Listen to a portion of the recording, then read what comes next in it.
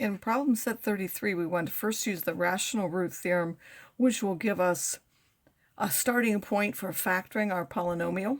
First, we're going to list the possible rational roots, and then we're also going to look at the sign changes to know how many can be positive and how many to be negative, to know which ones to try first in order to find these zeros.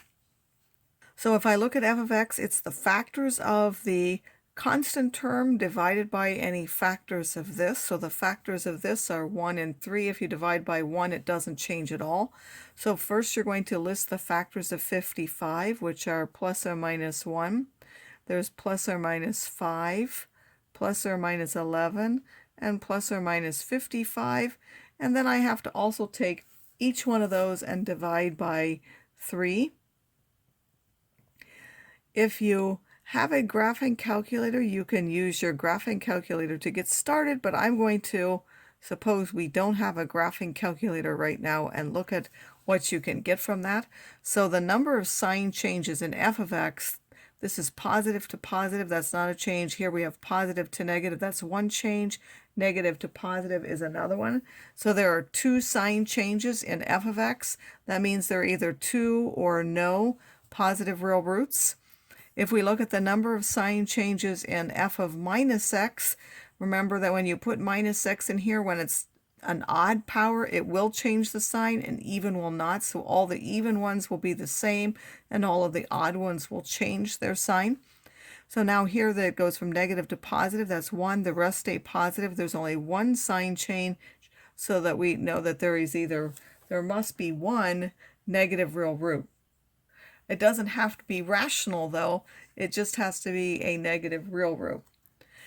So now I want to get the rational factorization, meaning we only want the rational roots. So this one negative one might not show up here because it might be irrational.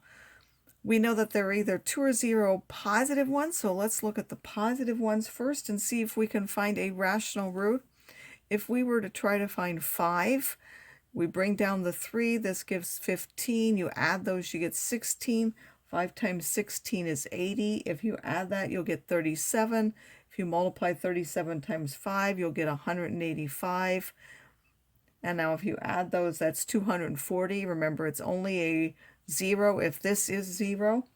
There are no sign changes down here, so this will mean all the real roots have to be less than that 5. So sometimes it helps to know if you're dividing by a positive and there are no sign changes in the end, then all the roots have to be less than that number.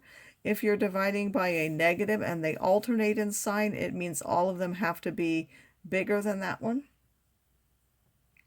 So that can help you decide. If we pick another one like 5/3, which is now less than that 5, you put down the 3, you multiply that, and you'll get 5. You'll end up with 6. You multiply those two, you'll get 10. You add those, you get minus 33. If you multiply those, you'll get minus 55. And that gives you 0, meaning 5/3 is now a root. It also gives you the quadratic that's left. This is now 3x squared plus 6x minus 33, and we want that to be 0. Each one of those is divisible by 3. X squared plus 2x minus 11 is 0. There are no factors of 11 that will subtract to give you 2, so that means it's not factorable with rational numbers. And so there are no rational zeros here for this part.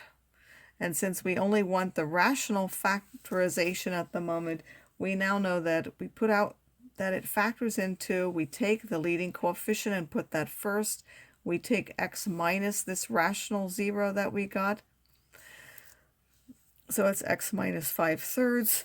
And then we will multiply by this other polynomial here that we got, this x squared plus 2x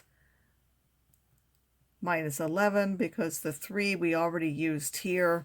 The 3 times that would have given me this polynomial. Or we could multiply the 3 times this and write that in the usual way, 3x minus 5 times x squared plus 2x minus 11. Either of those would be considered, and the only rational 0 is that 5/3. Now, if you have your graphing calculator, you can also get this starting point simply by looking at the graph and trying to determine what that would be, but I would still like you to do the sign changes, but you should be able to come up with your possibilities. Now, if you don't, could be more than one. You might have to try more than one in order to find that. In the second part, we also know from the fundamental theorem of algebra is that an nth degree polynomial has exactly n roots. We'll then use the previous method to factor into linear and quadratics. We'll then find the factors of the quadratic formula, even if they're not real or even if they're irrational, and we're going to write the linear factorization, which says you take the leading coefficient and then multiply x minus each of the zeros that you get. So since this is a fourth degree polynomial, there will be 4 complex zeros. The possible rational come from the factors of the constant term divided by the factors of the leading coefficient. That's just 1, so it won't change anything. We only need to look at the factors of 3, which are plus or minus 1 and plus or minus 3. If we look at the sign changes in f of x, there aren't any, so that means there are no positive real roots. If we look at the sign changes in f of minus x, if we put minus x in here, this is an even power, so it won't change it. This is an even power, so it won't change it. And this is a constant, doesn't change. This also has no sign changes, so that means there are no negative real roots. That means none of these can actually be roots. This actually implies that all the roots must be imaginary. That means since we're asked to do it, this polynomial must be factorable by some other method. So if we look at that, we will see that this is a quadratic in x squared. The factors of 3 that add to give 4 are 1 and 3, so this will be x squared plus 1 times x squared plus 3. The roots of these are imaginary, so we set x squared plus 1 equal to 0. X squared is equal to minus 1, so x is plus or minus the square root of that, which is I. We have x squared plus 3 equal to 0, so x squared is equal to minus 3.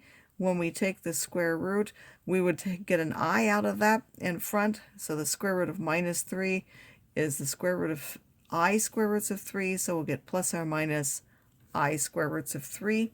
Since these are now our imaginary zeros, we're going to take x minus each one to get the linear factor. X minus a plus I is a minus, x minus the minus 1 will be a plus 1, and then we'll have 1 for each of these, also 1 with a minus and 1 with a plus, and this will be the linear factorization of that.